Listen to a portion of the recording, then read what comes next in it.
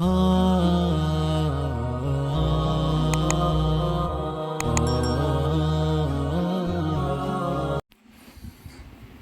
SWT Sayyidina Muhammad. Mereka lari itu seakan-akan mereka tak pernah mendengar. Bukan tak pernah mendengar, mereka tidak mendengar percikan suara-suara isteri-isteri dan anak-anak yang sedang memanggil mereka. Sallallahu alaihi Sayyidina Muhammad.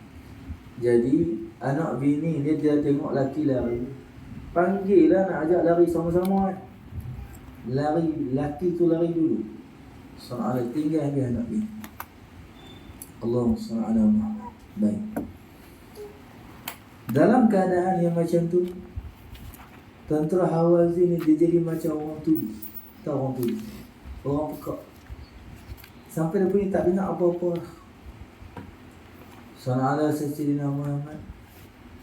Yang dulunya sebelumnya mereka ada semangat berjuang, nak berjuang sehingga tetisan darah terakhir. Semua tu semua hilang dalam sekelip mata. Sallallahu alaihi Sayyidina Muhammad. Kerana apa? Kerana mereka melihat makhluk-makhluk yang ajaib yang duduk dekat dengan Nabi SAW. Siapa dia tu? Para malaikat. So dia pun nampak malaikat diri di belakang Nabi. Orang besar-besar berpakaian putih, muka semak-semak. Siapa dia ni? Bercahaya muka dia. Bukan manusia. Manusia kita tahu manusia. Sallallahu Muhammad. Baik. Ini yang menyebabkan mereka ni lari, meninggalkan Medan Hunain. Sallallahu Muhammad. Baik. Tentera Islam yang 12,000 orang tu terus mengejar musuh. Sallallahu Sayyidina Muhammad.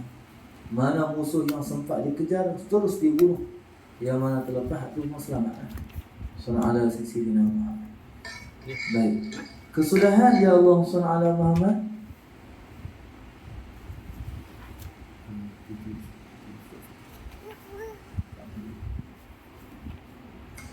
Kesudahannya dalam peperangan Hunain ini lebih kurang 20,000 orang atau lebih yang telah berpecah kepada 3 puak. Sallallahu Sayyidina Muhammad. Maknanya tentera-tentera yang 20,000 ni mereka lari menuju ke 3 destinasi. Yang pertama mereka lari ke lembah Autas. Sallallahu Muhammad. Yang kedua mereka lari ke Nakhlah. Yang ketiga mereka lari ke sebuah kampung yang berdekatan dengan Mekah. Sallallahu. Yang ketiga mereka lari ke kota Taif. Berpakat lari ni 20,000 orang. Sallallahu Sayyidina Muhammad. Ada satu panglima perang tentera Hawazin namanya Duraid Ash-Shimmah. Dia ni telah terpisah dengan pasukan yang 3 yang telah lari. Sallallahu Muhammad. Jadi Allah Sallallahu Sayyidina Muhammad tak tahulah dia ni sama ada dia terpisah ataupun sengaja dia memisahkan diri dia dengan mereka. Dia lari seorang diri dia dengan menyamar sebagai seorang perempuan. Kalau orang perempuan Arab dia pakai apa? Pakai jubah hitam, pakai pun putih. Dia menyamar jadi perempuan. Jadi oleh kerana tu, padahal dia tu panglima tu. Sayyidina panglima perang. Akhirnya dia selamat. Allah SWT. Baik. Waktu Nabi kita buat pengumuman bahawa orang yang berjaya membunuh musuh boleh mengambil salak. Yang boleh mengambil apa sahaja yang ada pada badan musuh. Sallallahu Sayyidina Muhammad. Kecuali senjata dia. Senjata tak boleh. Senjata dia jadi harta wani. Maka ketika tu ada seorang sahabat namanya Ibnu Duranah. Dia ni dengar benda tu, perkara tersebut. Sallallahu Sayyidina Muhammad. Dia pun nak juga ambil salak musuh. Terutamanya salak yang ada pada badan Duraid bin Ash-Shimmah, ketua kaum Juzam, panglima perang ni. Maka dia pun pergilah cari kawan tu, duduk cari-cari. Dia telah tersempat dengan seorang perempuan yang sedang menunggang unta. Maka dia pun tahan perempuan tu, kemudian dipaksa perempuan tu turun.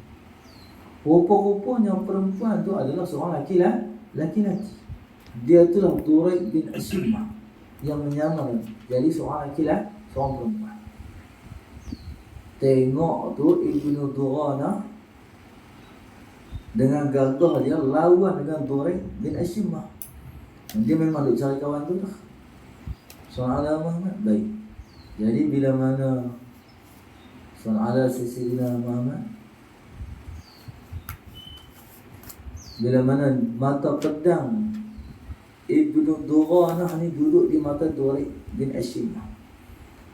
Duraik ni dia tanya kepada Ibnu Durana, apakah yang hendak dilakukan ke atas dirinya? Kata sahabat tadi, aku nak bunuh kau.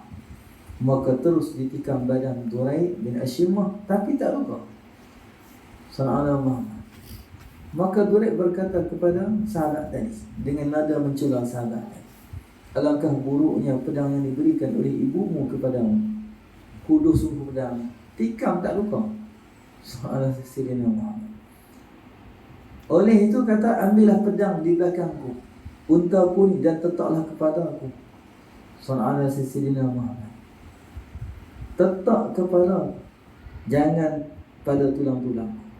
Karena ketika aku membunuh manusia, begitulah yang aku lakukan. Kata Duraik bin Ashimah. Sallallahu Muhammad. Kemudian setelah engkau kembali ke rumahmu, ceritakan kepada ibu bahawa engkau telah membunuh Duraik bin Ashimah. Kerana demi Allah, pada suatu masa aku pernah melindungi ibu-ibumu itu. Sallallahu Sayyidina Muhammad.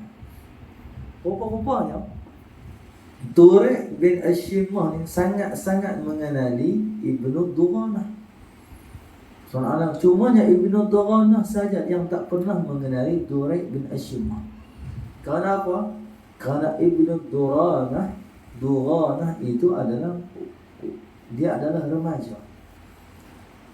Duraik bin Ashimah dia ni orang tua-tua. Maknanya waktu dulu ni dia ni siapa dia tak kenal, dia kecil lagi. Sallallahu Sayyidina Muhammad. Baik. Jadi dia tak apa nak kenal orang-orang besar ni.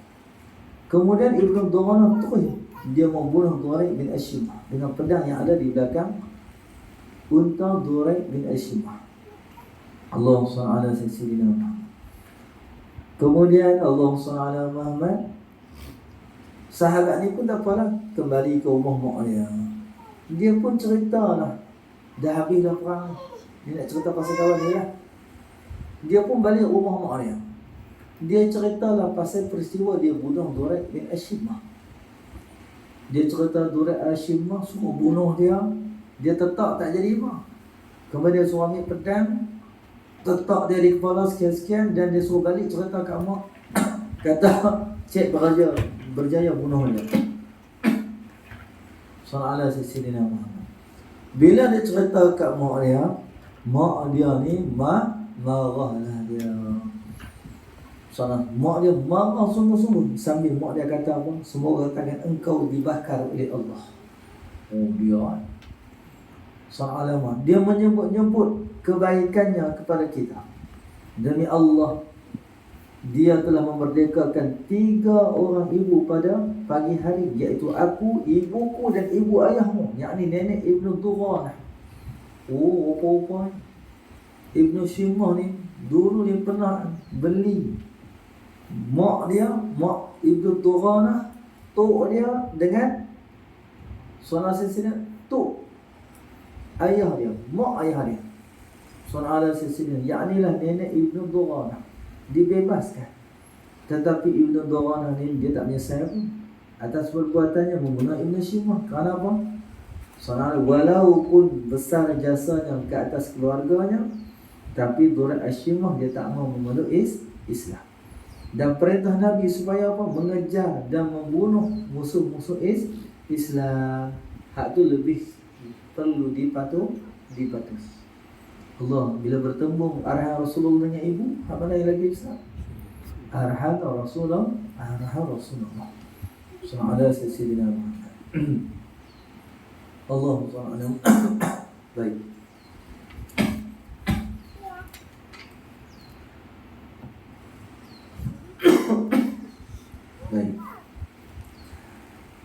Pahlawan-pahlawan Islam yang diketuai oleh Ibnu Amir, Abu Amir al-Ash'ari. Dia adalah bapa saudara kepada Abu Musa al-Ash'ari. Telah mengejar tentera Hawazin yang lari ke lembah Autas, sebuah lembah yang terletak di dalam desa Qum Hawazin. Allahumma shalli ala sayyidina Muhammad. Baik, di antara pahlawan Islam yang terkemuka yang turut menyerbu di lembah Autas adalah Zubair bin Al-Awwam. Sallallahu alaihi Sayyidina Zubair bin Al-Awwam. Setelah sampai di lembah Autas, Abu Amir al-Ash'ari, sebenarnya namanya Ubaid bin Salim namanya. Rupa-rupanya dia tengok-tengok ada ramai tentera Hawazin yang berkumpul di kampung tadi, di lembah tadi. Maka Abu Amir dia telah dicabar oleh 9 orang pahlawan Hawazin. Semua mereka berperang tanding dengan Abu Amir al-Ash'ari. Maksudnya 9 lawan 1. Sallallahu Muhammad. Allah sallallahu Muhammad. Akhirnya tak apalah, 9 lawan 1 lah. Abu Amir al-Ash'ari habis dia menumpaskan semua 9 orang tadi. Allah sallallahu Muhammad. Tapi yang ke-10, dia lawan 9 orang, tiba-tiba ada yang ke-10 dia masuk. Dia berjaya menetap betis Abu Amir al-Ash'ari sehingga putus. Maksudnya putus kaki sebelah. Soalnya dan sebatang anak panah telah menikam tubuh Abu Amir al-Ash'ari, menyebabkan Abu Amir telah jatuh mati syahid. Abu Musa dia tengok bapa saudara dia tewas. Maka Abu Musa al-Ash'ari terus dia mengambil alih kepimpinan panglima pasukan yang ada di tangan bapa saudara dia. Bendera tu disambar, diambil daripada tangan Abu Amir. Kemudian Abu Musa al-Ash'ari memimpin pasukan untuk bersiap-siap memimpin pasukan bertempur dengan tentera Hawazin di lembah Autas. Sallallahu. Sebelum berangkat, Abu Musa dia terlebih dahulu dia cabut anak panah yang berada di badan bapa saudara dia. Abu Amir dia tak terus mati. Sebaliknya dia sempat berpesan kepada anak saudaranya Abu Musa supaya menyampaikan salamnya, sampaikan salamku kepada Rasulullah, kata dia. Minta Nabi doakan kepada Allah agar Allah mengampunkan dosa-dosanya. Kemudian bila mana dia pesan, maka dia pun meninggal dunia. Abu Musa pun meneruskan perjuangan serbu tentera Hawazin di lembah Autas. Dia sempat bertemu dengan musuh yang memanah bapa saudara, lalu dikejarnya dan dibunuh. Sallallahu alaihi Muhammad, musuh tadi. Beratus-ratus tentera daripada suku Nasr bin Muawiyah, iaitu suku Malik bin Auf, yang terbunuh di dalam peperangan ini. Diriwayatkan lebih ramai tentera Hawazin yang terbunuh ketika mereka melarikan diri ke lembah Autas. Dan ketika berperang di lembah Autas tu berbanding ketika mana mereka berperang di lembah Hunain. Tentera yang terbunuh ketika dikejar oleh tentera Islam, Sallallahu Muhammad, ketika itu Sallallahu Sayyidina Muhammad, tentera Hawazin yang terbunuh ketika di Hunain cuma 70 orang. Sedangkan jumlah yang terbunuh ketika dikejar oleh tentera Islam, mereka adalah seramai 300 orang. Sallallahu Sayyidina Muhammad. Siapa yang memimpin ni? Zubair bin Al-Awwam. Kemudian musuh yang masih berbaki, masing-masing pakat lari menyelamatkan diri ke Taif.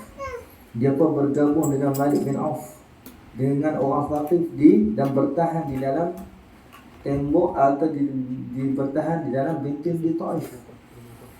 Sallallahu Sayyidina Muhammad. Bila tentera musuh lari, Abu Musa al-Ash'ari terus mengumpul semua tawanan termasuk binatang-binatang ternak dibawa ke lembah Ja'ranah. Sallallahu Sayyidina Muhammad. Boleh dia faham tak cerita? Sambung sikit cerita. Nama-nama tu dia ramai sikit. Nama tu tak ramai pun. Pasukan ni siapa yang pimpin? Zubair bin Awwam.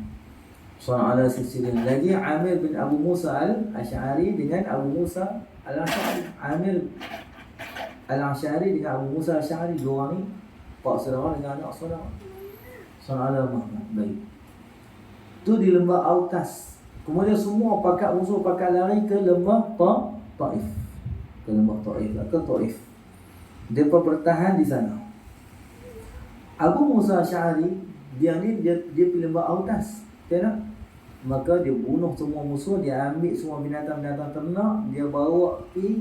Mereka ni ditunggu di Ja'ran, satu nama tempat. Kalau hari ni orang panggil miqat untuk niat umrah dan haji. Allah SWT. Abu Musa bila sampai di hadapan Rasulullah, dia pun sampaikan salam dia.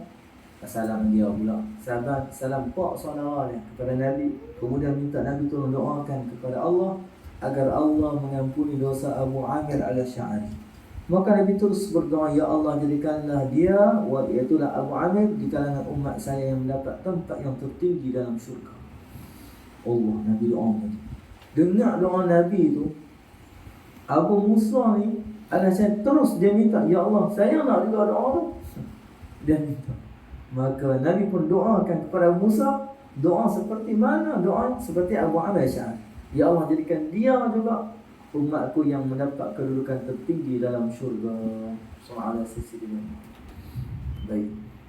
Jadi panjang cerita Abu Musa ni panjang.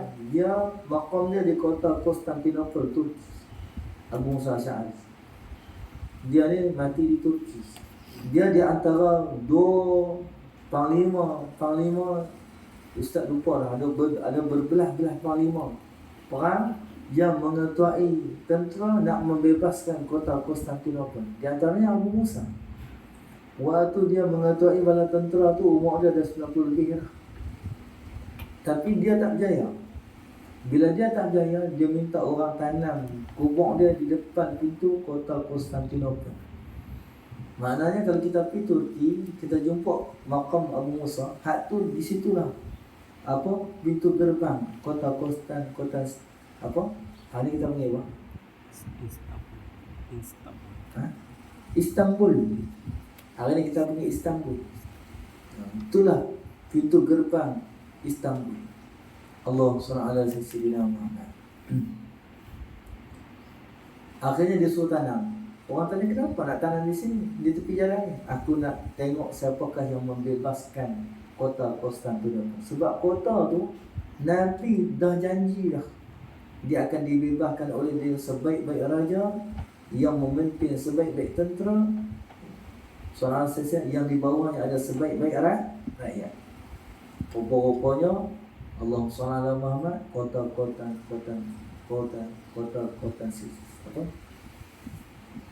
Istanbul tu SAW Muhammad nak sebut tak boleh, dibebaskan oleh Sultan Muhammad Al-Fatih. Pada umurnya 21 tahun dah membebaskan kota-kota Konstantinopel. Kita umat Islam pada hari ini umur 21 buat apa? Duk isap botol susu lagi. Seorang Sayyidina. Duk main-main. Allah Sayyidina. Umat dulu dah serius, serius. Dah bertanggungjawab dah. Ini didikan Nabi SAW. Allah SWT. Baik. Ada riwayat mengatakan tentera Islam yang terkorban syahid di dalam peperangan Hunain, hanya daripada 12,000 orang tu hanya 4 orang sahaja. Sallallahu Muhammad. Iaitulah nama dia Aiman bin Ummu Aiman. Mak anak kepada Ummu Aiman. Ummu Aiman siapa dia? Pengasuh Nabi SAW. Namanya Barakah namanya. Ummu Aiman nama sebenarnya Barakah. Yang kedua Yazid bin Zam'ah, Suraqah bin Al-Harith dan Abu Amir Al-Asy'ari. Pak orang ni ya. Sallallahu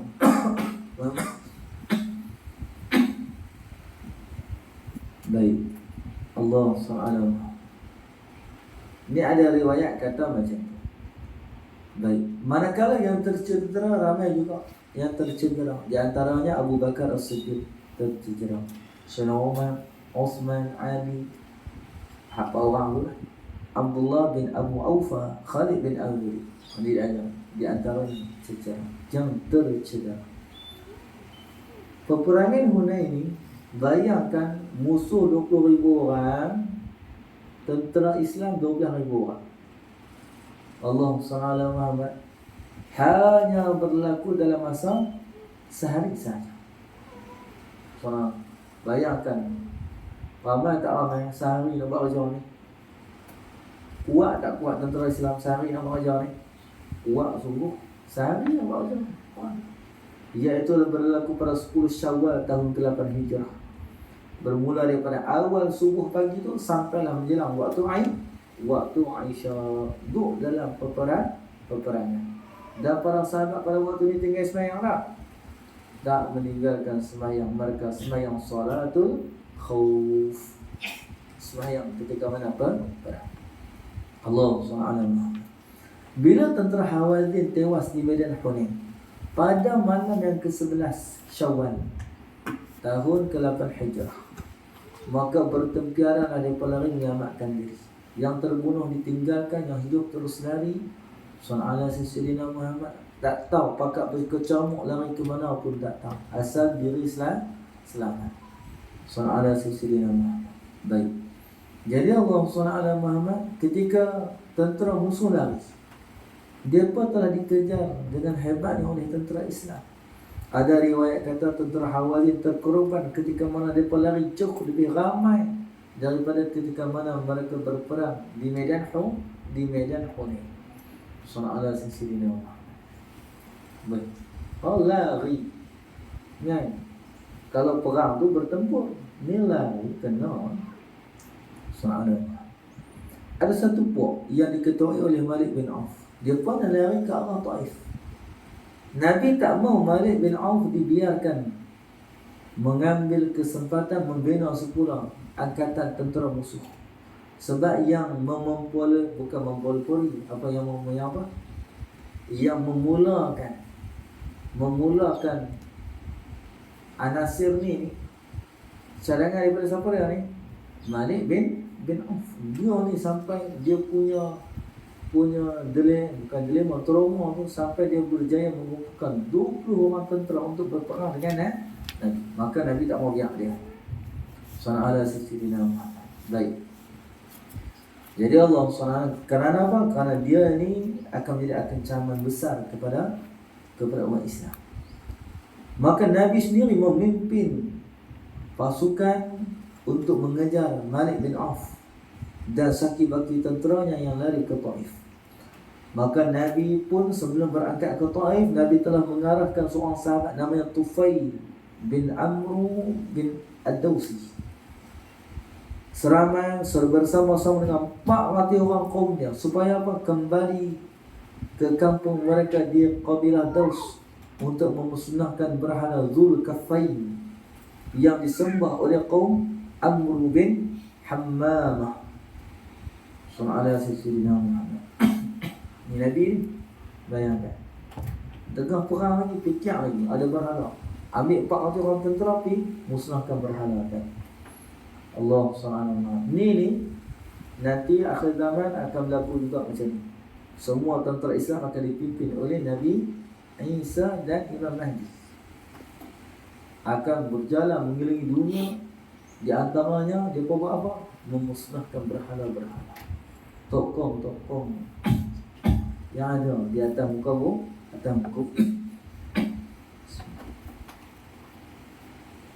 Allah SWT. Baik. Tak apa biasa tadi. Tak apa lah. Qala kemudian, bila Nabi kita berpesan kepada Tufail bin Amr supaya cepat,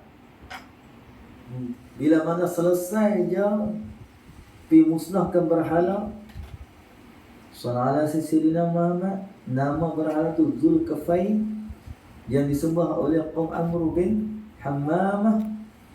Nabi suruh cepat kembali menyusul bergabung dengan Nabi. Dia dengan pantas, dia bawa 400 orang.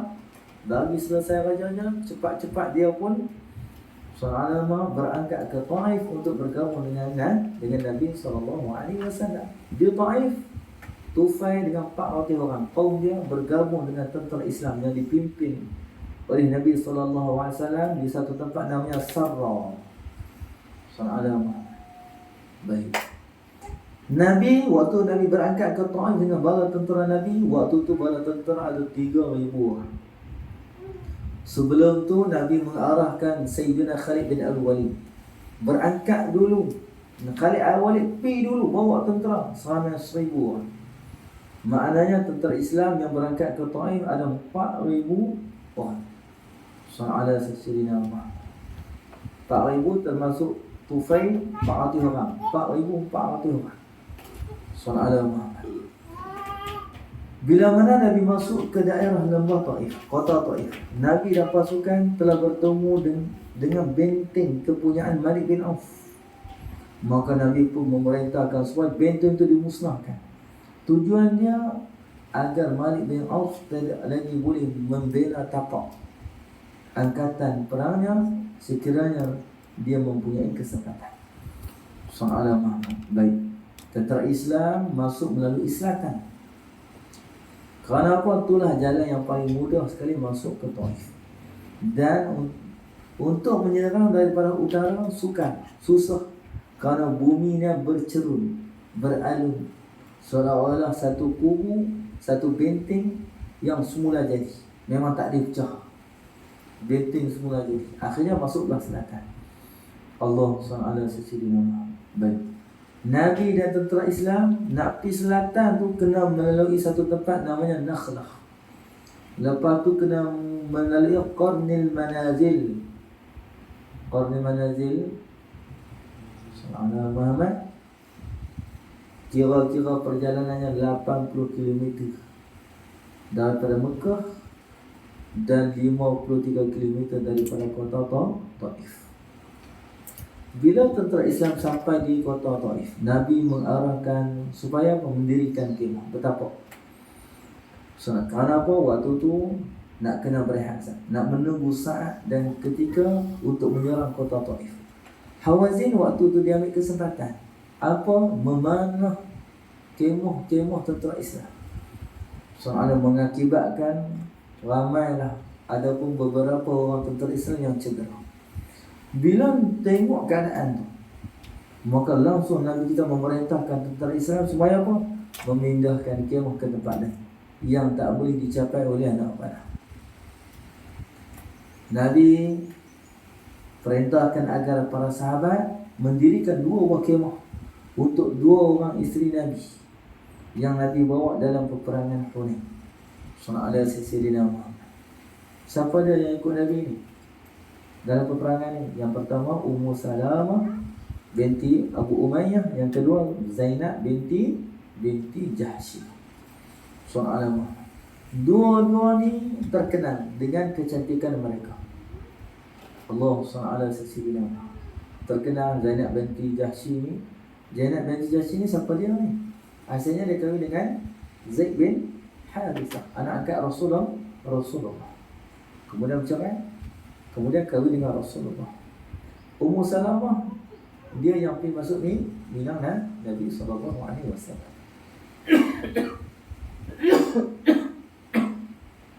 Allah SWT. Nabi kita, walaupun Nabi kita ni ada ramai orang isteri, tapi yang betul-betul hidup sebagai isteri Nabi ni hanyalah 4 orang sahaja. Yang betul-betul hidup sebagai isteri Nabi, yang betul-betul ni maksudnya Nabi bersama dengan mereka. Sallallahu Muhammad, yakni bersama tu hanya 4 orang sahaja. Sallallahu alaihi wasallam. Baik. Jadi tujuan apa Nabi bawa mereka ni? Nabi selalu bawa 2 orang. Sallallahu alaihi wasallam, agar mereka ni dapat menjaga Nabi sallallahu alaihi wasallam.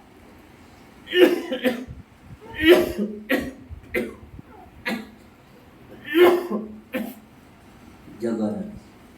Sunat juga kata Allah, kalau suami ni dia nak keluar pergi outstation, pergi jauh-jauh, sunat dia bawa isteri. Agar apa? Agar isteri ni boleh menjaga suami. Allah SWT. Baik. Qala, kemudian di tempat tu kemudian telah dibina sebuah masjid. Di situlah. Ni kalau kita pergi nanti ni Taif, carilah tempat ni dalam peperangan, di situlah masjid yang pertama yang dibina. Sekarang ni masjid ni dinamakan Masjid Sayyidina Abdullah ibnu Abbas radhiyallahu anhu. Sayyidina Abdullah ibnu Abbas dia meninggal di Taif. Seorang ulama maqam dia duduk di masjid ni. Masjid ni sebab tu dinamakan masjid ni Abdullah ibn Abbas. Kerana Sayyidina Abdullah ibn Abbas waktu Nabi kita wafat, dia berhijrah ke Taif. Dia duduk di sini lah, di masjid ni duduk dan dia menyebarkan Islam di sana. Dia jadi tok guru di sana. Dan dia wafat di sana, duduk di masjid. Dan bersama-sama dengan maqam tu ada maqam Syekh Daud Khatani radhiyallahu anhu. Baik. Setelah tu Nabi dan tentera Islam berehat seketika, menghilangkan penat. Sallallahu Muhammad. Dan ketika dah rehat tu, Nabi pun duduk jalan sambil duduk tengok benteng-benteng di dalam kota Taif. Rupa-rupanya tengok-tengok, perhati benteng tu benteng yang kuat dan kukuh. Sallallahu alaihi wasallam. Tapi tak boleh tahu lagi setara mana kuat dan kukuhnya. Sallallahu alaihi wasallam. Baik. Allah SWT. Sebagian riwayat mengatakan benteng di Taif tu kuat, dia kukuh, dia lebih kuat dan kukuh, bahkan lebih besar daripada benteng-benteng kaum Yahudi yang berada di Madinah dan di Khaybar. Sallallahu alaihi wasallam. Khaybar ni hebat juga, ada berapa lapis? Benteng dia 7 lapis. Makan masa berapa hari untuk nak memecahkan benteng. Kata riwayat, sebagai riwayat kata benteng itu lebih besar dan lebih kuat daripada tu. Sallallahu alaihi wasallam. Baik. Jadi untuk nak masuk ke dalam kota Taif nampak macam mustahil. Kenapa? Jalan nak masuk tu mesti melalui benteng. Seolah-olah Taif ni pintu, seolah-olah benteng Taif tu adalah pintu gerbang. Sallallahu alaihi wasallam. Baik. Jadi sallallahu alaihi wasallam ketika mana Malik bin Auf dan kaum dia masuk ke Taif, mereka telah memasukkan semua barang-barang makanan dengan sebanyak-banyaknya ke dalam benteng. Kerana banyaknya makanan-makanan yang dia bawa masuk, maka makanan tu boleh cukup untuk makan selama setengah. Sallallahu alaihi wasallam. Malik bin Auf dia tutup pintu kota Taif dengan tutup tak mau buka dah. Maka tertutup jugalah jalan untuk masuk ke kota Taif. Habis, tak ada terus jalan masuk ke kota Taif. Sallallahu alaihi wasallam. Jadi cara dia macam mana Nabi buat? Nabi terpaksa mengambil langkah mengepung sahaja benteng Taif tadi. Sallallahu alaihi wasallam. Dengan tentera Islam mengepung Taif, maka bermulalah peperangan baru yang dinamakan peperangan Taif. Jadi peperangan Hunain dia mulai buat jadi peperangan Taif. Tapi peperangan Taif ni biasa dengar tak? Kita dengar peperangan Hunain saja yang besar. Kerana apa? Kerana peperangan Taif ni dia asalnya peperangan Hunain tu lah, tak selesai lagi. Sallallahu alaihi wasallam. Baik. Akibat panah tentera Hawazin menghujani ke atas tentera Islam yang mengepung di bawah benteng, menyebabkan ramai tentera Islam yang luka, cedera dan korban syahid. Dikatakan hari pertama pertempuran seramai 18 tentera Islam yang cedera dan terkorban syahid. Sallallahu alaihi wasallam. Di antara yang terkorban di dalam peperangan ni Abdullah bin Abu Bakar As-Siddiq radhiyallahu anhu, yakni anak Sayyidina Abu Bakar, suami kepada Atikah binti Zaid, iaitu saudara kepada Sa'id bin Zaid. Sallallahu alaihi wasallam. Suami kepada Fatimah, adik Sayyidina Umar bin Al-Khattab. Fatimah tu bukan Fatimah binti Rasulullah, Fatimah adik Sayyidina Umar. Suami dia meninggal. Sallallahu alaihi Sayyidina Muhammad. Baik. Qala Allah sallallahu alaihi Sayyidina Muhammad. Manakala di pihak pasukan Allah sallallahu alaihi Sayyidina Muhammad, musuh hanya 3 orang saja yang terbunuh. Nabi tahu peperangan ni secara terbuka tak akan terjadi. Kerana apa? Tentera musuh yang berkubu dalam Taif ni dia terus menghujani anak panah kepada tentera Islam. Lepas tu depa ni duk main panah aja. Dah tu rasa-rasa nak keluar lah. Tolak lahu tak keluar. Sallallahu alaihi Sayyidina Muhammad. Baik. Jadi tambahan pula benteng mereka tu banyak tersimpan makanan seperti gandum dan kurma. Lagi ayak pun banyak. Memang tak keluar jawab dia. Jadi Nabi tahu tentera Islam akan menghadapi masalah kalau pengepungan tu berjalan lebih lama. Soalan kerana bahan makanan di pihak Islam semakin kurang, sedangkan musuh makanannya banyak. Lagi pula tentera Islam terdedah kepada serangan panah musuh. Soalan Sayyidina Muhammad. Baik.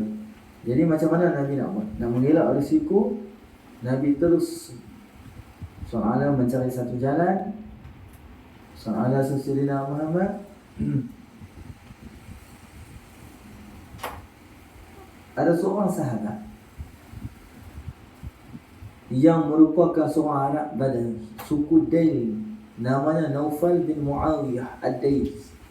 Dia tahu dan berpengalaman tentang tabiat orang Bani Thaqif, iaitulah kaum Hawazin itulah. Malik bin Auf telah menghampiri Nabi. Nabi duk tengah duk fikir, duk cari masalah pula, duk cari penyelesaian. Ada seorang Badawi dia pergi kat Rasulullah. Dia kata kat Nabi, dia tahu tentang bi'at orang Thaqif, perangnya orang Thaqif ni. Sallallahu alaihi wasallam. Dia kata, wahai Rasulullah, ibarat penduduk Thaqif ni adalah seperti kancil di dalam lubang. Tak ada jalan untuk memaksanya keluar kecuali menunggunya untuk penuh sabar, dengan penuh sabar. Yakni macam mana nak tunggu penuh sabar tu? Setelah mana makanan dia habis. Tetapi sekiranya dibiarkan, ianya tidak membahayakan. Macam mana? Allah SWT. Baik. Bila melihat tentera musuh masih juga tak mau keluar dari benteng mereka untuk berperang secara berdepan dengan tentera Islam, maka Khalid bin Al-Walid dia cuba nak buat hilah. Khalid bin Al-Walid dia nak memancing agar seorang ataupun sekelompok pahlawan musuh keluar buka pintu benteng.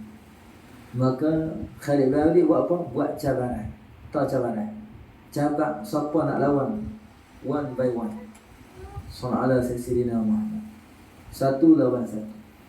Maka Khalid bin Al-Walid panggil, siapa di antara kamu yang boleh berperang tanding dengan kami? Mari sini. Sallallahu alaihi Sayyidina Muhammad. Seorang pun tak menyuruh. Diam. Jenguk kepala pun tak. Kepala pun tak nampak. Kok sekok dua ekor kan nak jenguk kepala, nak tengok. Siapa pun tak keluar. Betul-betul macam Arab Badawi tu kata. Macam kancil duduk dalam lubang. Cerdik tak ada. Sikit pun dia tak keluar. Cara dia satu je, kena tunggu makanan dia habis baru dia keluar. Jadi Allah SWT rupa-rupanya dia pun nampak sangat takut dengan Nabi SAW. Ada sisi dengan Allah. Sampai tentara saya kata pengecut. Senyap tu lebih rela dikata pengecut. Yang penting tak keluar. Soalan baik. Kalaulah benda ni, kalau orang kata orang hina orang Yahudi ataupun musyrikin Quraisy, dia patut keluar lawan tanding. Hampa kata kat kami pengecut nak main kita try.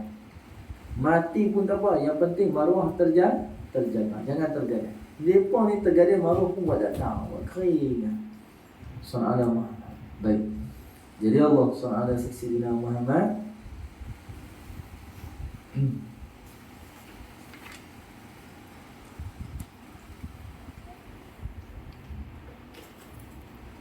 Tapi tak lama kemudian tiba-tiba kelihatan bayang-bayang seorang lelaki berdiri di atas benteng. Rupa-rupanya ketua kaum Saqif, namanya Kinanah bin Abu Ya'lain. Dia ni berteriak, dia menjerit, dia menjawab cabaran Khalid bin Walid.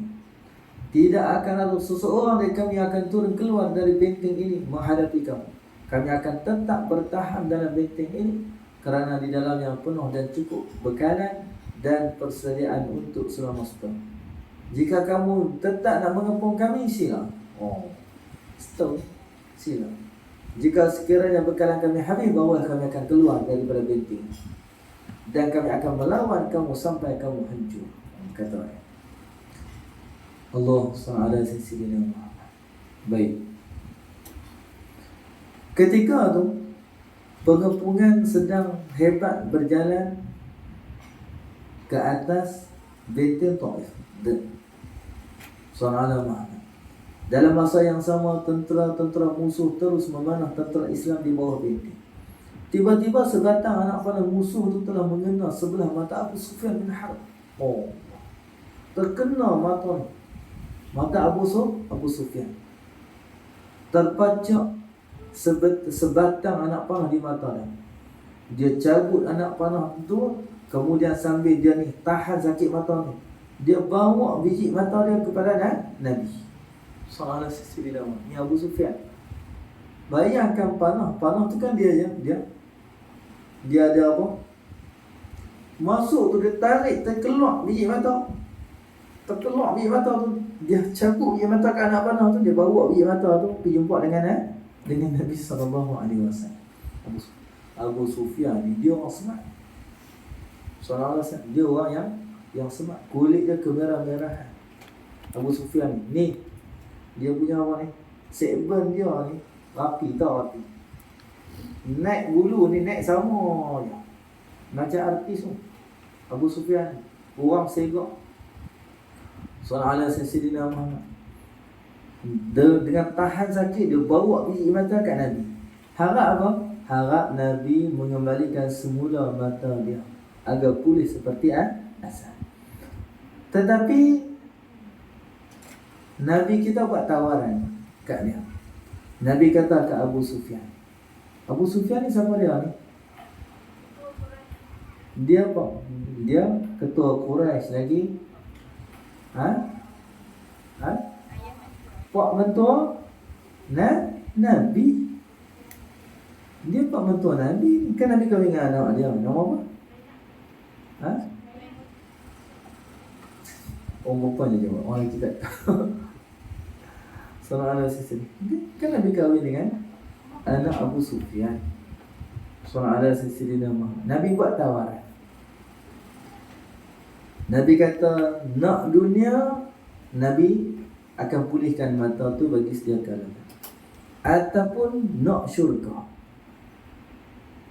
Kata Nabi, mana yang lebih engkau suka? Sebiji mata di syurga atau saya doakan supaya mata kamu dikembalikan Allah yang baik seperti asal tadi. Abu Sufyan ni tanpa teragak-agak, dia buat apa? Dia telah memilih mata di syurga.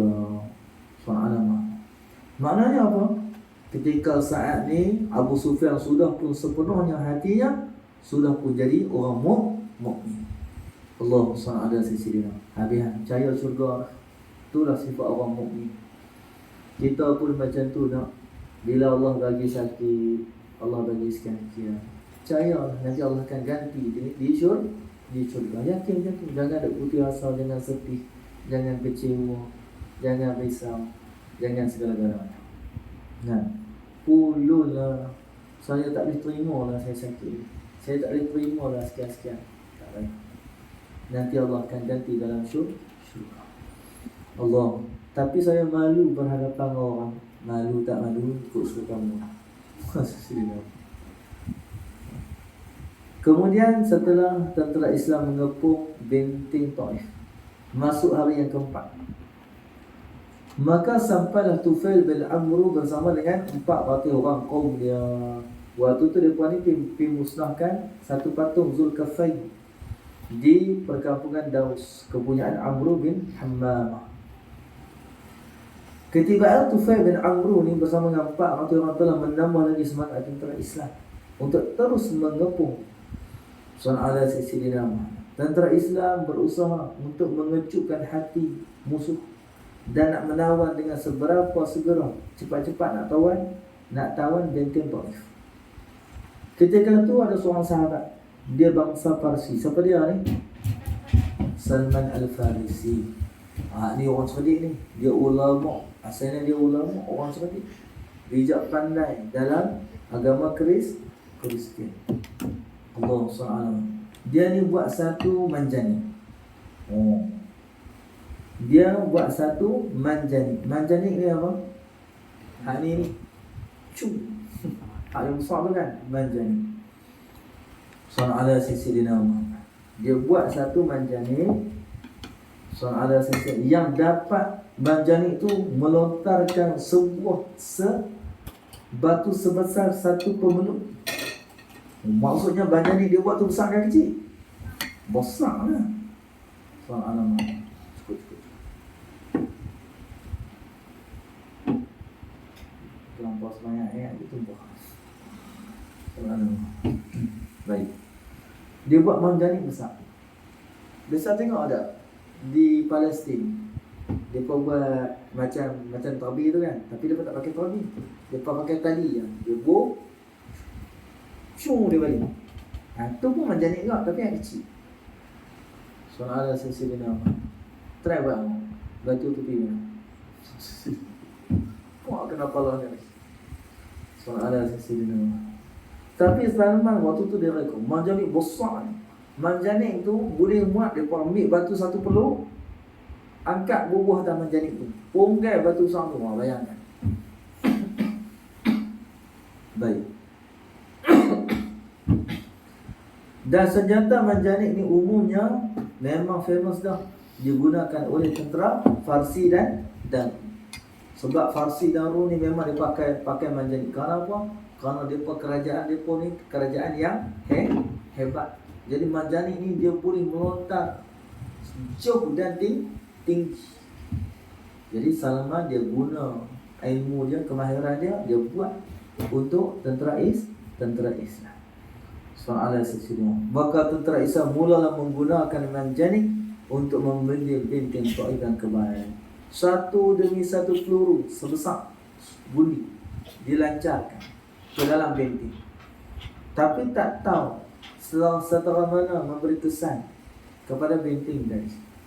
Surah sisi nama. Baik. Allah Subhanahu sisi nama. Diriwayatkan selain mencipta manjani, kumpulan pencipta senjata besar tu juga telah mencipta sebuah kereta perang yang dipanggil Dabbabah. Kalau kita panggil kereta kebal. Kalau zaman sekarang kita panggil kereta kebal lah. Soal lama kan. Ataupun perisai yang dibuat daripada kayu yang tebal. Ini kita dah tengok cerita orang putih ada di perbuatan. Di perbuatan kereta kebal, pakak masuk ramai-ramai berjalan. Jadi macam satu kubu berjalan. Soal lama. Islam kan? Dia buat. Soal ada sesi dinama. Baik. Allah SWT.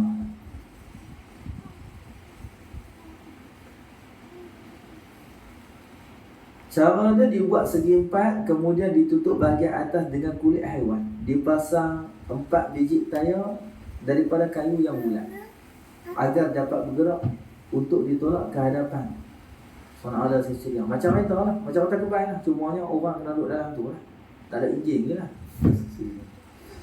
Baik. Jadi dia pun masuk askar, kata kebal tu berlindung di bawah dari dalam tu. Soal ada sisi nama. Baik. Bila bila mana dua-dua alat ni siap dibina, bahkan nak menggunakan ataupun nak menjalankan alat ni, Tufail bin Amr al-Dawsi dia telah memilih ketua, telah dipilih menjadi ketua. Tufail Sebab dia pernah menggunakan dua-dua senjata di dalam beberapa peperangan. Dulu dia besar guna. Jadi dia dilantik menjadi ketua. Kemudian Dabbabah, kereta Persia ini digerakkan ke arah benteng. Tufail dia yang menjadi juru kemudi. Soalan juru kemudi itu lah. Ada steering, tak ada steering, siapa tak tahu. Soalan sisi nama. Baik. Allah Subhanahu sisi nama. Baik. Sebelum Dabbabah ni ditolak dan digerakkan ke arah benteng, ramailah askar sekalian yang masuk di dalamnya, berlindung di dalamnya. Tujuan dia agar dia dapat rapat dengan benteng Taif, agar dia boleh korek tanah bawah benteng tu masuk ke dalam. Satu lagi tujuan dia nak rapat dengan benteng tu, bila mana dia rapat, dia akan menyandar tangga untuk memanjat benteng tadi naik ke atas. Sallallahu alaihi wasallam. Baik.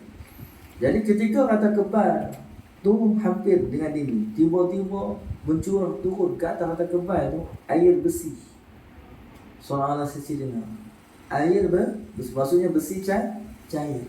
Hancur yang menggelegak setelah dipanaskan. Oh, macam dalam perang TV luar. Bukan macam nanti.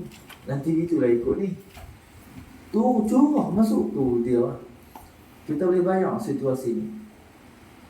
Tentera-tentera Islam dia, tentera-tentera ataupun semua orang pada waktu tu, dia pun bekerja cergah kan tak cergah waktu ni.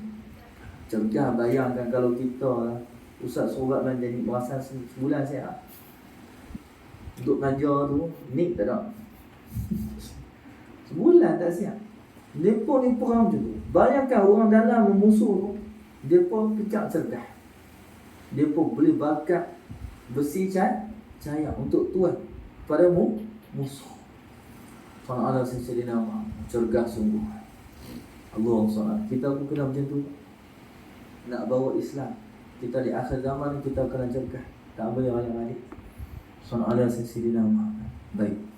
Rupa-rupanya orang Taif ni dia memang betul-betul kancil lah dia ni. Macam orang Badawi itu sebut, memang betul-betul kancil, bijak sana semua. Sallallahu alaihi wasallam.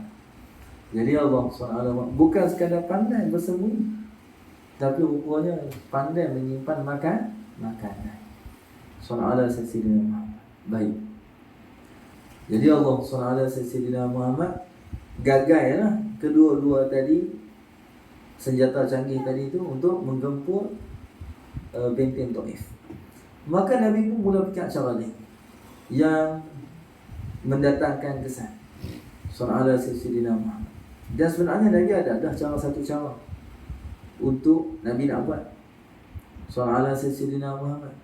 Cumanya sallallahu alaihi wasallam Nabi tadi kan Salman Al-Farisi dia main perancangan, Nabi bagi dia. Maka bila mana semua dah tak ada carangan, Nabi mula merangkak untuk melakukan cara yang Nabi rancang tadi. Teknik Nabi Allah Subhanahu wa taala Nabi memerintahkan sallallahu Muhammad tentera Islam supaya menebang semua pokok kurma dan anggur serta membakar. Nabi buat ini. Lumpuhkan sumber makanan. Kalau hari ini kita panggil lumpuhkan sumber ekonomi lah kita panggil. Kan? Tu ada pula 2-3 orang yang bijaksana. Tak payah boykot lah. Tak payah. Soalan sini. Boykot sampai hancur. Soalan buat teruk pun orang Islam ramai. Hak kaya-kaya ramai. Buatlah syarikat. Nanti akan tumbuh sendiri, jangan takut. Malah fikir beban atau beban. Jenis passion beban, nak pakai hak kapiak tu sampai mati. Inilah masanya untuk kita bangkit. Inilah masanya siapa dia yang dulu buat coklat, yang belum kuat mati tu, masa inilah bangkit. Buat kelak balik. Mesti orang Islam ni.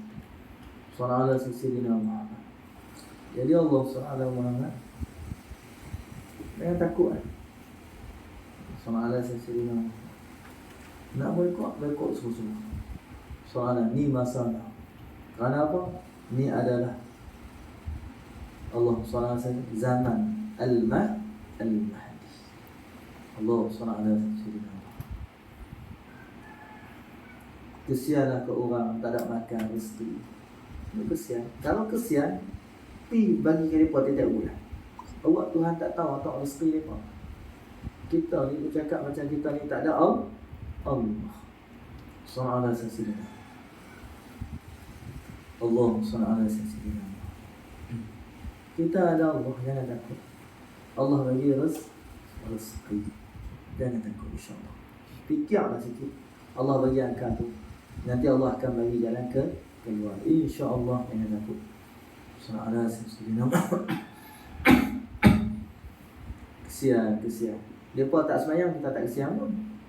Kan? Hari kita kesian tu sebab tak ada orang. Tanya mereka, semayang tak semayang?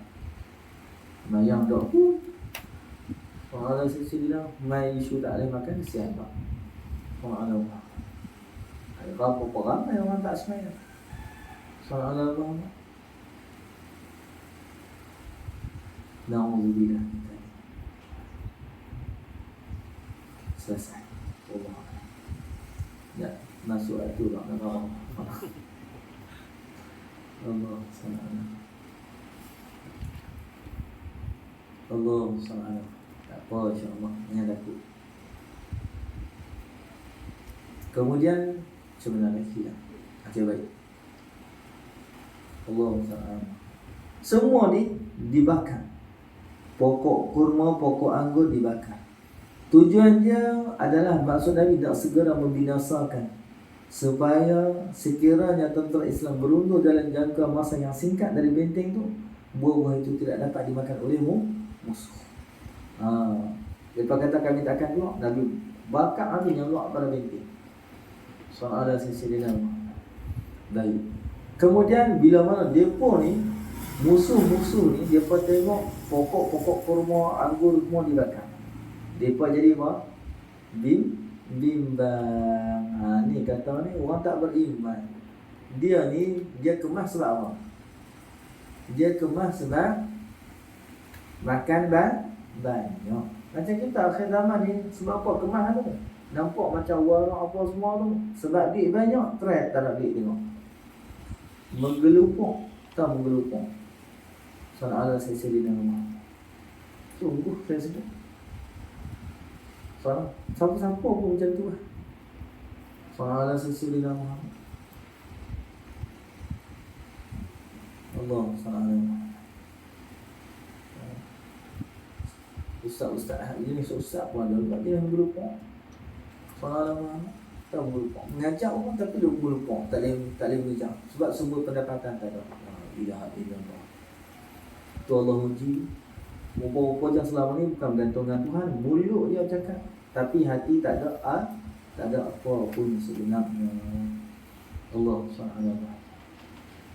Tuan-tuan, kita ni semua yang Melayu bubuh dalam hati kan. Kalau aku tak rasa aku mati mudah. Kan? Kalau aku tak ada rezeki, aku mati ya, susah lah. Bukan kita tu tak ada rezeki kita pergi mati. Tak. Maksudnya tanda kita tu mati, mana rezeki kita sudah habis. Dan sebenarnya itu satu masalah lah. Bukan satu masalah. Kenapa? Itulah asal kejadian. Itulah hakikat kejadian kita. Sampai tempoh ingat. Sampai tempoh ni nak buat apa pun tak lihat. Nak puasa, nak korek, nak buat apa pun tak boleh. Sampai masa habis. Idza jaa ajaluhum la yasta'khiruna sa'atan wa la yastaqdimun. Kita buhnya tu insya-Allah. Surah ada seksinya. Wallahu a'lam bissawab. Sebut ni sebab apa yang mahu saya? Sebab dalam umat Islam hari ni kita tak ada sifat Islam tu. Kita yang ada sifat orang kafir. Sebiji kata orang kafir. Cumanya yang membezakan kita dengan mereka hanya pada nama Islam. Cara hidup, bimbang kita, kan? Cara bimbang dengan rezekinya, kerjanya, cari dunianya, sebiji macam orang kafir. Tak ada beza sikit pun. mayang pun terkejan-kejan. Sallallahu alaihi wasallam. Bila orang tengok pasal agama, pandang sebelah mata, bukan dia tolong pun agama Islam, dia tolong dunia dia. Sallallahu alaihi wasallam. Ulama tak pandang pun, sebelah mata pun tak pandang ulama. Kan, tengok orang mengaji, rasa lekeh. Semua tu sifat orang kafir. Orang kafir je pandang tu. Tapi hari ni umat Islam yang pandang macam tu. Allah subhanahu wa ta'ala. Baik. Allah subhanahu wa ta'ala. Kemudian Allah subhanahu Muhammad. Baik. Dia pun tahu. Bila dia pun tengok Nabi terbang, dia pun tahu hanya tanaman-tanaman itu sahaja yang menjadi sumber kehidupan dia. Kalau kurma ditebang habis, tentulah dia terpaksa menyerah juga. Oleh itu, daripada pokok-pokok kurma, anggur dia terus ditebang habis, lebih baik dia mengakukan kalau makan, kalau kita jangan macam tu lah. Kalau kerja kalau makan Allah SWT tak makan mati. Kan? Kalau tu kena COVID, kan? Menggelupuk macam ikan geli. Duduk atas darat sebab apa tak boleh makan kat kan? Semua kerana makan. Dalam rumah tangga kerana makan jadi berkelis. Kan? Anak-anak jadi berkelis. Tak mau pergi sekolah sebab apa? Sebab tak ada duit. Buat bekal ya, tak mau. Makan, kawan-kawan makan elok, cik makan dia elok. Kerana makan sampai makan sampai mati. Sallallahu alaihi wasallam. Semua kerana makan. Sakit, pantang lah, bimbang tu. Nak makan apa? Bimbang tu, makan kayu lah. Makan daun. Sallallahu alaihi wasallam. Makan, tu kerana makan. Bimbang kita kerana makan. Allah SWT wasallam. Orang kata, bila macam tu, bayangkan dengan kemah mereka tu. Padahal bila ditebang pokok tu, dia pun sudah pun ada apa di dalam bentong tu makanan selama setahun. Tuan-tuan boleh bayang. Dah ada setahun makan. Kalau Nabi ni pun tanam lagi, kita ada setahun lagi makan. Sallallahu alaihi wasallam. Tapi itulah, nampak tak Allah sempitkan fikiran dia. Dia pun tak ada nak fikir. Allah sallallahu alaihi wasallam. Agar jangan Nabi terus menebang pokok-pokok kurma, dia pun berkata pada Nabi, lebih baik baginda ambil saja buah-buah kurma itu daripada baginda musnahkannya. Tapi Nabi tak mau ambil. Soalnya, dan dia pun minta dengan sesungguh hati agar pokok kurma dia pun jangan dimusnahkan. Kata, kalau Nabi nak ambil pokok kurma tu, Nabi pun ambil lah makan. Kami bagi free ya. Tapi Nabi tak mau makan. Nabi nak tebang juga. Sallallahu alaihi wasallam. Baik. Nabi tengok. Nabi mula nampak cadangan Nabi tu berhasil tak? Mula berhasil. Dia pun ni mula takut. Mula bimbang. Mula duk cakap-cakap dengan Nabi. Maka Nabi pun menerimalah permintaan dia. Apa permintaan dia pun? Sallallahu alaihi wasallam. Agar Allah SWT jangan ditebang pokok-pokok kurma tu sampai habis. Subhanallah. Taktik Nabi, bila Nabi nak tebang pokok kurma dan bakar, cukup berkesan nak menarik musuh-musuh ni. Kenapa? Musuh ni dan hidup dia hidup untuk makan. Ni buang siap-siap. Kita orang Melayu buang siap-siap. Kita makan untuk hidup saja. Hidup untuk makan untuk hidup. Kita ni makan untuk hidup, tidak makan untuk hidup. Dia musuh orang kafir, hidup dia pun untuk makan. Dia pun tentang makan. Kita bukan tentang soalan, kita tentang dosa pahala hidup kita. Allah SWT. Baik. Kemudian nak menarik dia pun untuk menyerah kalah ni, nampak macam ada bibit-bibit mula berputih. Sallallahu alaihi wasallam. Baik. Qala Allah sallallahu alaihi wasallam.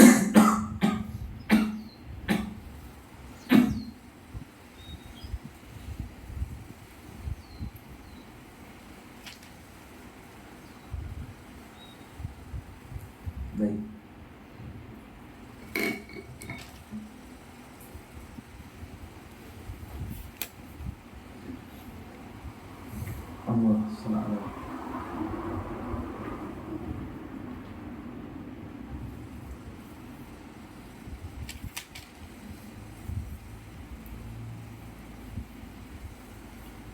Setelah melihat pokok-pokok kurma, anggur, mereka ditebak oleh Nabi dan dibakar, maka susahlah hati orang-orang Bani Saqif, yakni kaum Hawaz,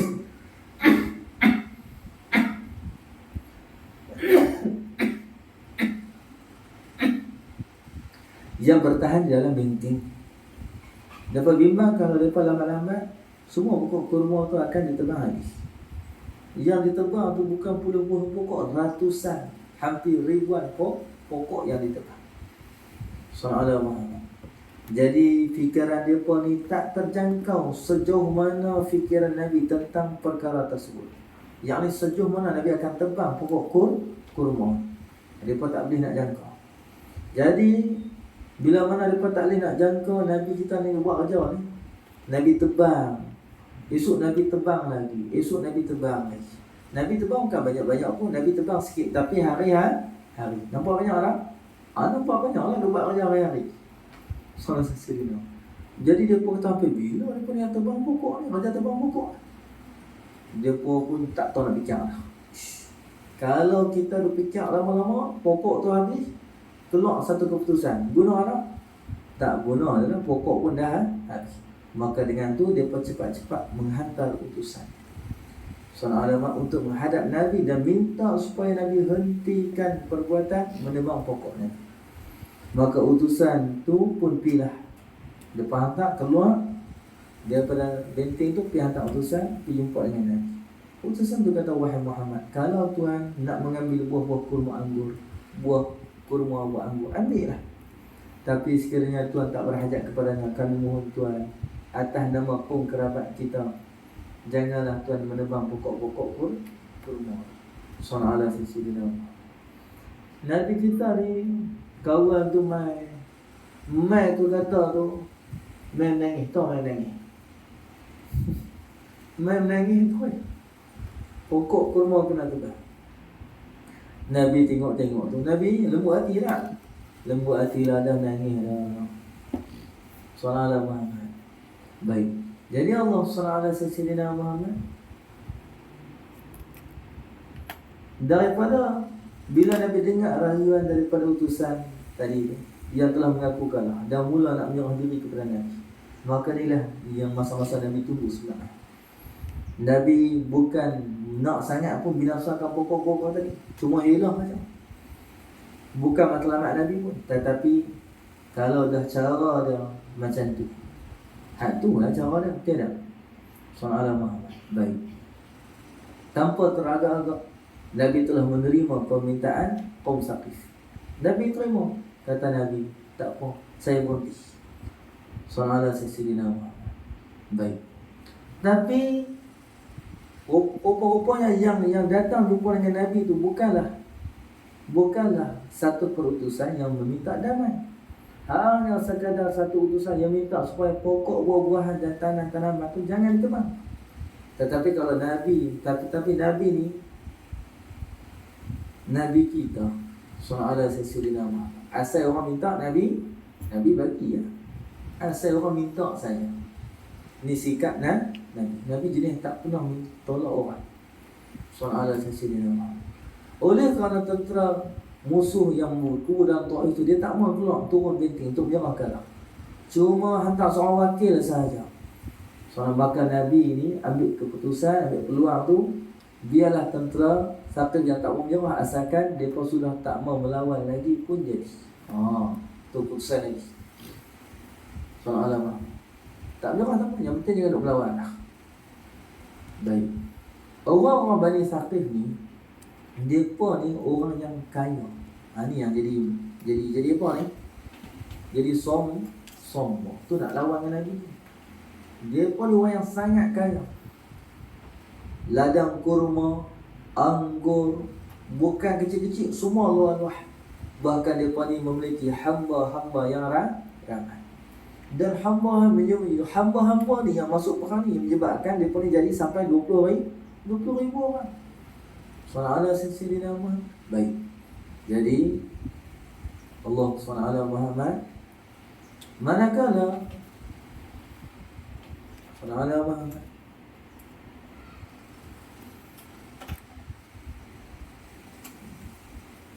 Nabi tahu semua tu. Kata mereka ni orang yang kaya, orang yang sekian-sekian.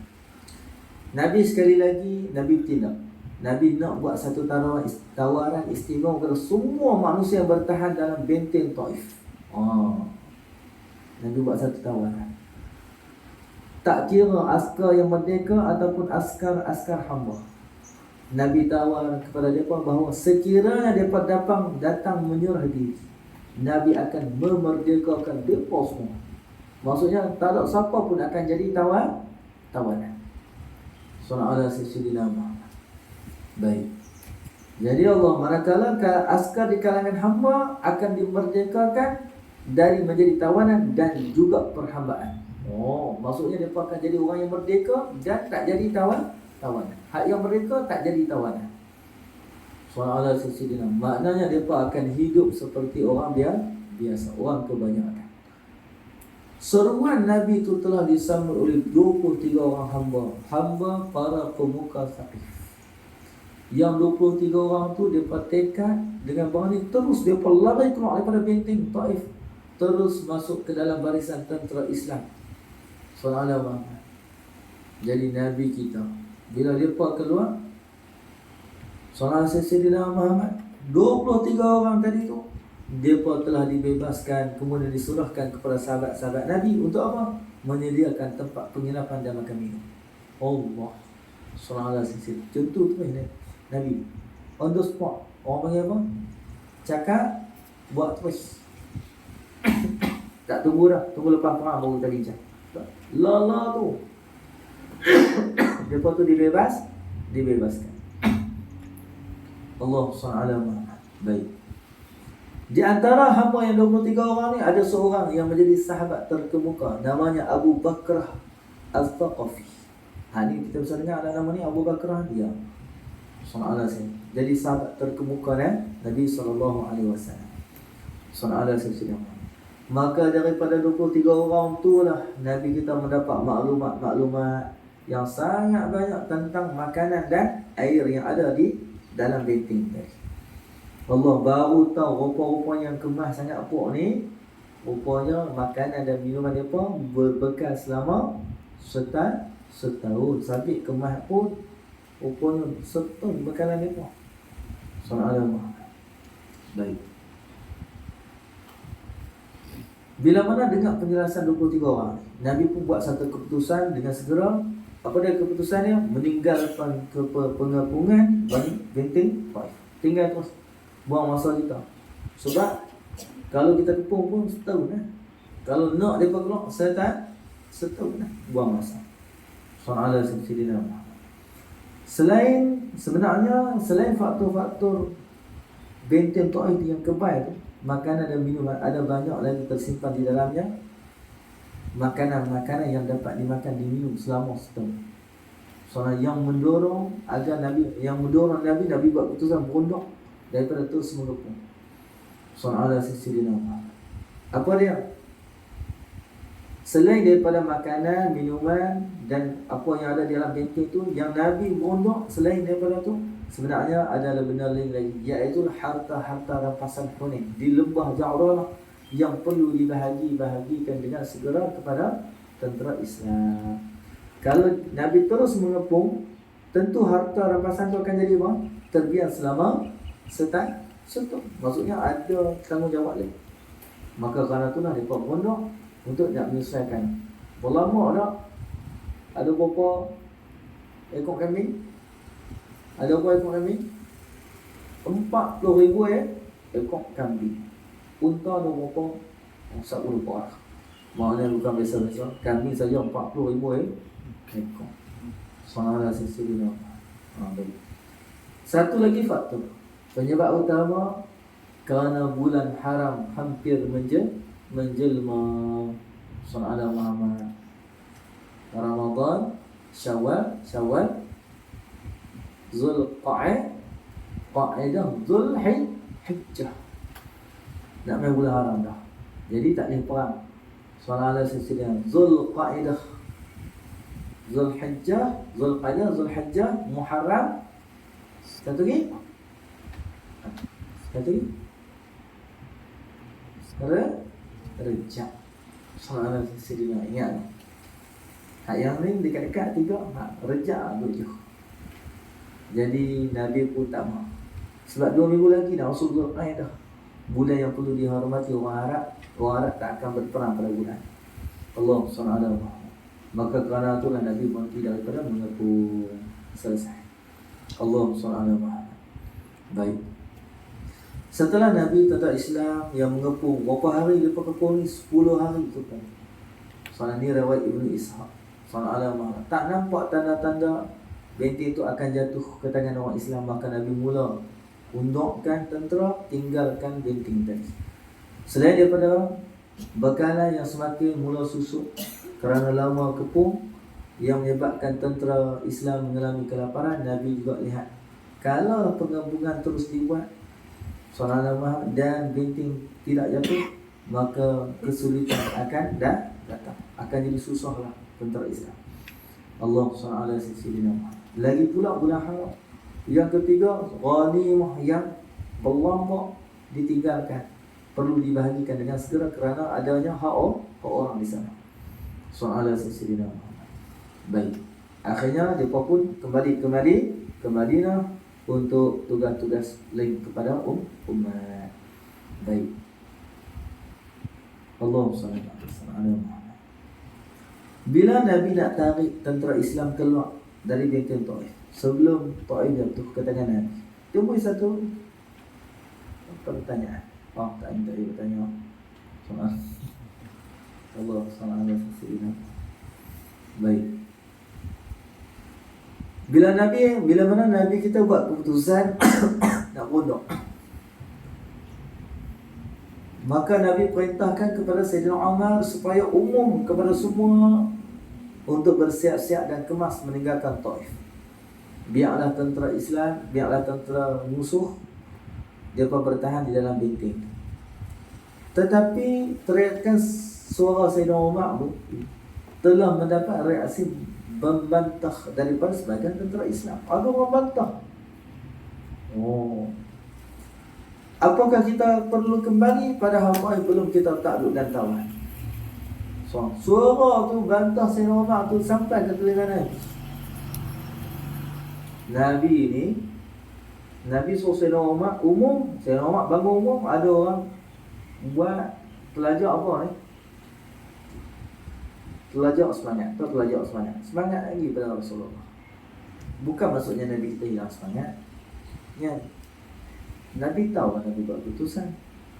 Bantah pula semangat tu orang ni. Semangat tu. Buh di dalam manja ni, punggai masuk dalam tubuh dia tahu. Baik. Nabi ni bangun, Nabi kata, okey semua siap. Jom kita perang.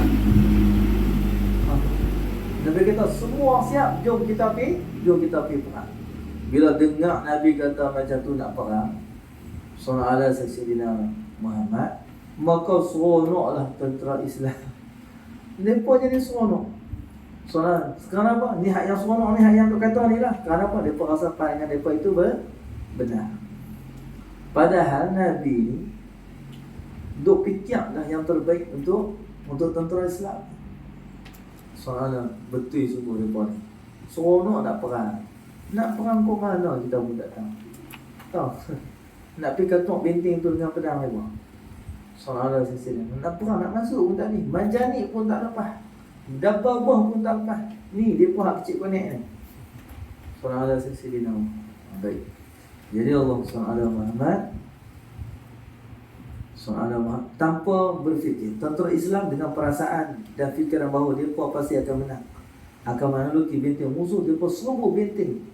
Sudah 10 hari mereka kepung. Hari 10 tu mereka pakat serbu. Panah-panah ni terus menghujani tentera Islam. Ketika itulah mulai terasa kepada tentera Islam. Dia pun mula terasa apa? Betapa getirnya perjuangan mereka. Rasulullah tahu lah Huwairah. Mereka ni tu yang kata. Sebab tu kata ada satu kata-kata apa? Ulama ni kan dia waris Nabi. Ulama mereka mengetahui fitnah sebelum datang fitnah. Manusia mengetahui fitnah setelah mana datangnya fitnah. Allah SWT. Bila mereka kena ujian macam tu, baru mereka rasa betapa getirnya perjuangan nak membebaskan Taif. Ala sayyidina Muhammad. Nabi bukan tak boleh buat, boleh tak? Nabi doa ke Allah turun tentera malaikat, selesai tak? Tapi Nabi tak buat. Kenapa? Perjuangan ni dia perlu kepada kesabaran. Jangan kita minta, biar Allah yang bantu. Tugas kita bersabar. Allah SWT sayyidina Muhammad. Baik. Doa juga. Jangan tinggal doa tu tanda kita tu sabar dan tawarkan. Baik. Qala Allah SWT sayyidina Muhammad.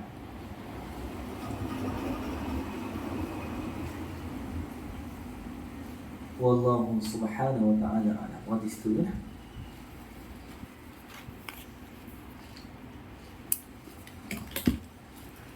Astaghfirullahaladzim. Al-Fatihah.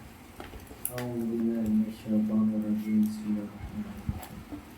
Alhamdulillahi rabbil alamin. Arrahmanir rahim. Iyyaka na'budu wa iyyaka nasta'in. Ihdinas siratal mustaqim. Siratal ladzina an'amta 'alaihim ghairil maghdubi 'alaihim waladdallin. Bismillahirrahmanirrahim. Allahumma nawwir qulubana bi nuri hidayatika kama nawwarta al-ardha bi syamsika abadan abadan bi rahmatika ya arhamar rahimin. Rabbana atina fid dunya hasanah wa fil akhirati hasanah wa qina adzaban